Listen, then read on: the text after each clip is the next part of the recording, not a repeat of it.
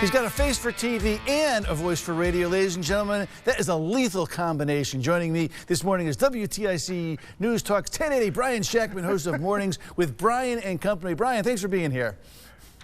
Thanks. I think it's more I have the face for radio now that I've gotten a little older, but thanks. All right, guys. So, Brian, we talked a little bit about the school construction scandal earlier in the program. Yeah. Are your listeners, the people who actually vote, grasping the whole construction scandal? Is it translating yet, or do people have to get hauled out in handcuffs to make them pay attention?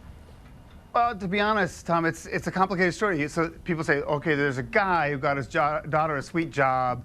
And is that bad? Why is that bad? He also is in charge of the budgets for school construction, but he works in the budget office. And people really have not been able to access it en masse. But the people who do get it are absolutely furious, and they're furious for a couple of reasons. They want to know, is there a line to the governor? Is this Josh Jabal? Did he go to Yale? Did he know anything about what was going on? There's hundreds of millions about to come into the state in the infrastructure package. They want to make sure that money's spent well. And they're also furious at us, to be quite honest. They're just, your show, Dennis's show, my radio show, people are asking questions, trying to find answers. There just aren't enough journalists, they feel, out there trying to get answers at the state level. So, Brennan, to switch topics, Governor Lamont is presenting a narrative that Connecticut is on the way back, but the reality is, we talked about this, many people feel the opposite: high taxes, high gas prices, inflation, low job growth. Can Lamont sell his comeback vision to your listeners, or can Bob Stefanowski convince them it's time for change?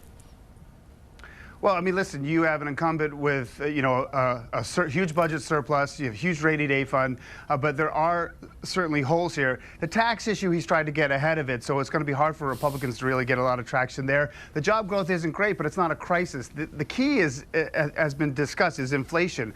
And he's going to need moderates, he's going to need independents, and he's going to need, like, blue dog Democrats, people that Stefanowski can try to get over. And if you're on a fixed income and your energy costs are up 40%, your grocery costs are up 20%, what are you going to do?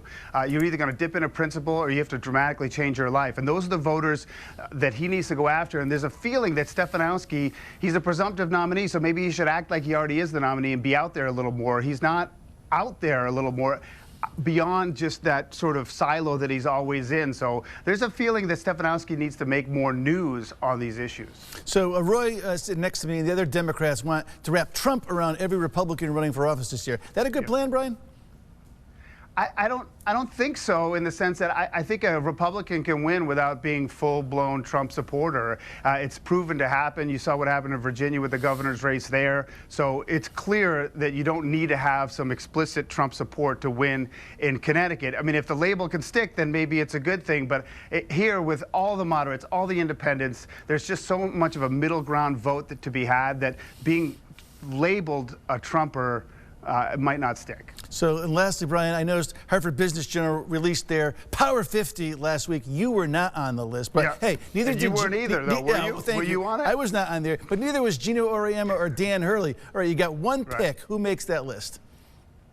Well, it's funny you brought up sports, right? And I actually think if you follow social media and media, if Jim Mora can build a winner at UConn football, I mean, Gino is the greatest of all time, and I love him. And Hurley's obviously done a great job, and UConn's relevant again. But if UConn football can get $40,000 at the rent again, it'll be a huge deal, and he will have huge sway in the state. I will tell you, just in my limited dealings with him, he's the real deal. He's investing in Connecticut, and I think he probably should be in that 50.